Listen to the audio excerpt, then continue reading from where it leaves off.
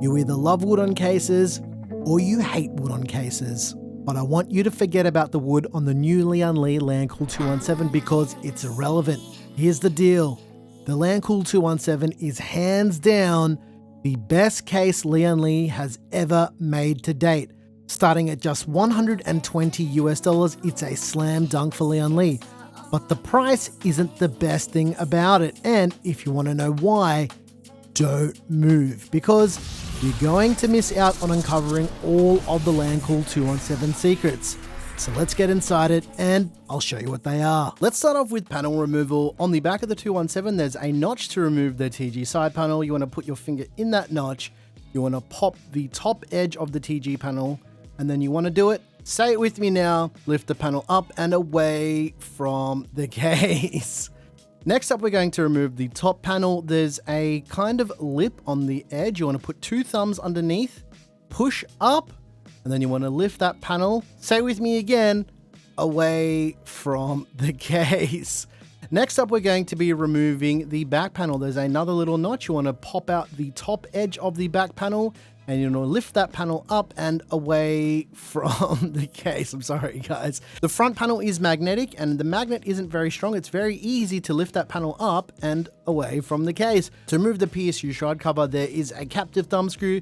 You want to loosen that thumb screw, slide the panel back, tilt the top away, and then lift the whole panel. You got it, away from the case. And finally, the top panel is fully removable for radiator and fan insulation. There are 2 screws holding it into place. You want to loosen those 2 screws, and then you want to lift that panel up, and you got it. You heard it right. Away from the case. This is going to make your life easier later. As for dust filtration, there's a dust filter on the bottom of the case where the PSU goes, and that slides out via the back of the case, and there's an optional dust filter which isn't installed in the case, which does come in the box, which installs into the front panel, and you kind of slide it in. There's 2 notches at the bottom of the panel and it locks into place. As for PSU support, the Lancool 217 has 2 positions. It has a rear position and a side position. Look at this cool shot where I showed you both. There's a blanking plate on the back of the case, just in case you wanted to side mount your power supply, which is easily removable with 4 screws. There's also an extension cable that will plug into your power supply, as well as the power input on the bottom left-hand edge of the case. As for storage, this one gets a bit interesting. There's 2 2.5-inch drive sleds on the back of the motherboard tray. They're easily removable. The screw here is not captive, which I thought was a little bit peculiar, but it's fine. As well as that, there's 2 sets of these drive cages, which are not pre-installed in the case. They do come with the case. That will support either a 2.5-inch drive at the top or a 3.5-inch spinning rust drive in the sled itself. And as you can see here, they are very easy to install. Finally, there's 1 more drive position on top of the PSU shroud. You can install another 2.5-inch drive up there. There's lots of pre-installed fans. There's a 140mm fan on the rear of the case, as well as 2 120mm reverse pitch blade fans on the top of the PSU shroud. And finally, there's 2 pre-installed 170mm fans on the front of the case. We're going to come back to all of this in a moment. There's an included fan hub which will support up to 6 PWM fans and 4 3-pin 5V addressable RGB connections. There's PWM pass-through from your motherboard. It also requires SATA power to power it, and a 3-pin 5V addressable RGB cable for the lighting. The Lancool 217 has lots of pre-installed Velcro tie-downs on the back of the motherboard tray. It also features external cable management. This is something that we're seeing on a lot of cases at the moment, and I like that this is becoming quite normal. Some of the Velcro tie-downs are smaller to accommodate installation for back connector motherboards, as well as the much larger Velcro tie-downs just in case you weren't using a back connector motherboard, and these hold your cables in very snug. Trust me, I've already built in this case. There's also these plastic clips which help hold down some fan cables, some EPS power cables, and Lian Li's been doing this for a few years now, and these are very, very handy and easy to use. There's massive cable grommets on the case as well, just in case you wanted to use a much bigger motherboard, which we'll cover in a moment. And there's also another grommet at the bottom. Please excuse my hand here. All right, it's time for some party tricks with the Lancool 217. Up the top, you can install either 3 120mm fans or 2 140mm fans, or up to a 360mm radiator. On the rear of the case, there's a pre-installed 140mm fan, but you can also do a 120mm fan. But here's where the case gets really interesting, guys. At the front, there's two pre-installed 170mm fans, which we already know. However, we can change the fan offsets here to allow for different types of intake. There's two positions. One is called the CPU position and one is called the GPU position, which is the default position for this case. To give you a bit of a better understanding of what all of this means is there's plastic plates which can be moved. There's 4 positions for these plates, which I'm showing you right here. And you can move the plates around and the fans around on some toolless mounting solutions. We actually covered this at CES, but I'm going to show you all of this again. So first of all, this is the case in the default mode in GPU position, and this is CPU position, which is the non-default position. As I showed in our CES 2025 coverage, the 217's fans are completely toolless. It uses some rubber inserts, which are kind of like hard drive mounting for some older cases, and all you need to do is line your fans up with the holes, push them down, and they lock into place. This is a very elegant solution, and I'm not sure why we haven't seen this before with cases. It's very easy. But that's not the only party trick with the Lancool 217, because it's got these included fan brackets, which will allow you to change the offset if you didn't want to use those 170mm fans. So first of all, you can do 3 140mm fans in this configuration. You can then adjust them and do 3 120mm fans at the front also. On the PSU shroud, you can install up to 3 120mm fans. These fans also use the same mounting system that the front fans use, with those little rubber inserts, and they're very easy to remove and replace. The last party trick for the Lancool 217 is those 2 pre-installed fans can be moved to the underside of the PSU shroud to accommodate vertical GPU brackets, which may interfere with fans if they're installed on top of the PSU shroud. It's almost like they thought of everything. Ladies and gents, the party tricks for the Lancool 217 do not stop there. It also supports back connector motherboards, both ATX and MATX back connector motherboards. If you're using an MATX back connector motherboard, you will need to remove those 2.5-inch drive sleds on the back of the motherboard tray. However, notice how I haven't talked about the motherboard size support yet, because the Lancool 217 supports ITX boards up to SSI EEB. That's right, full-size server motherboards. Essentially, you can remove this bracket here, which has the GPU support bracket on it. You can flip it over and support much bigger boards. To be honest, this W790 board is the biggest board that I had on hand, which is a CEB board. So you can see how much that fills up the case, but think about it. You can go all the way to the edge with a much bigger motherboard. This is going to make for a very interesting use case for me. If you're looking at air cooling in the Lancool 217, you've got a maximum supported CPU cooler height of 180mm. For GPU clearance, you've got a maximum GPU length of 380mm. As well as that, you can do vertical GPUs in this case quite easily. Keep in mind that you will need to move the fans to the bottom of the PSU shroud in a lot of the use cases, depending on the vertical GPU bracket you use. But if you're just using a riser cable, it's got one more party trick. The rear bracket to mount your GPU or any expansion cards can be rotated by just pulling out 4 screws, turning it around, and whizzing them back up. The Lancool 217 also has a fully adjustable GPU support bracket, which I'm showing here in 2 different offsets with a fancy little shot. For case wiring, we've got a front panel audio cable, there's a front panel connector that's combined, there's a USB Type A cable, and a USB 3.2 Gen 2 20 gig Type C cable. As for the IOs, on the bottom edge of the case, there's a USB Type C port, 2 USB Type A ports, a combined headphone and microphone jack, and a power button. The last party trick for the Lancool 217 is it has a secondary power button and power light on the top of the case. So if your PC is sitting under the desk, you can have a power button right there where your hand goes, or if it's sitting on your desk, you have a power button right next to your hand. The top power button looks to be quite cat-proof as well. That's everything I think you need to know about the Lian Li Lancool 217 for now. Let's do our usual thing, ladies and gents. Let's do a build. And then we'll test the thermals and let you know if this case is worth your hard-earned money. Spoiler alert, it absolutely is.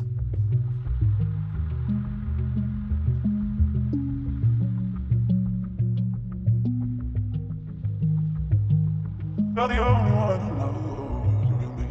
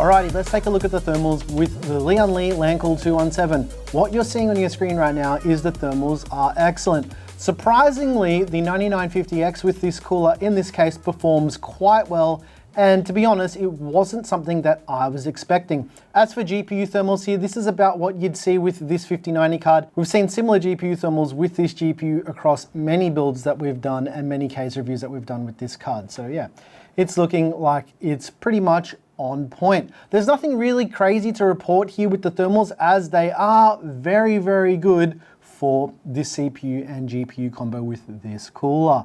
If you're interested in any of the parts, there's a PC part picker list down below in the description. I'll put that down there. You can check that out at your own leisure. But I want to talk a little bit about the Lancool 217. For a bit of a history lesson, just so you guys can understand my perspective, I daily drove the Lian Li Lancool 216 for my gaming PC for a very long time, and I absolutely loved that case. And what they've done with the 217 is made a much better iteration of that case, but there's almost no iteration here. They burnt it to the ground and put this together. We had a little bit of a look at this case at Computex 2024 and CES 2025, and my initial thoughts on this case when I saw it last year were really, really good. When we saw the close to final version at CES, it was even better. Now I want you to do one thing, one really important thing, and just forget about the wood for a second, because I don't think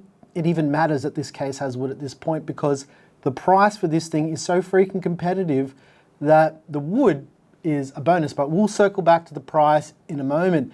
As for the design and layout and the materials used and the paint and all of that kind of stuff, this case is, I'm going to say it, I don't like to say it very often, but it's perfect. This case is insanely well put together, it's well built, and to be honest, what Lian Li has done with the Lancool 217 is they've got the best bits from every single case that they've made over the last 5 or 6 years and put it into one case.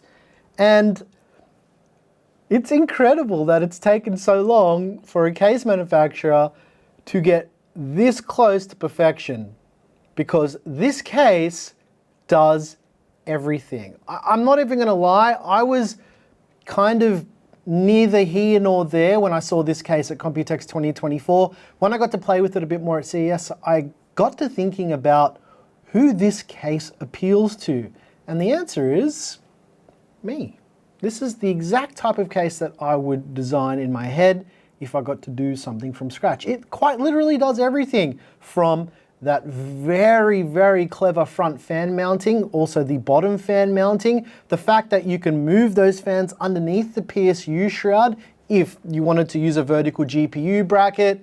It's got back connector support, support for SSI AEB server motherboards. I like that it's got a secondary power button on the top. That is handy for someone like me who typically puts their PC on the floor. It's great that the power button is also here at the bottom, because if it's on your desk, it's a simple push away. As for cable management in the Lancool 217, check this clip out here. You can see that the cable management is absolutely excellent, and I didn't spend much time at all cable managing this PC whatsoever. And that's the thing, guys. If it's easy and it doesn't take you more than 3 minutes, then you're good. This case, it looks big because the table's quite high up, but it's not a big case. The reality of the Lian Li Lancool 217 is this quite possibly will be the last PC case you'll ever need. I'm not even kidding.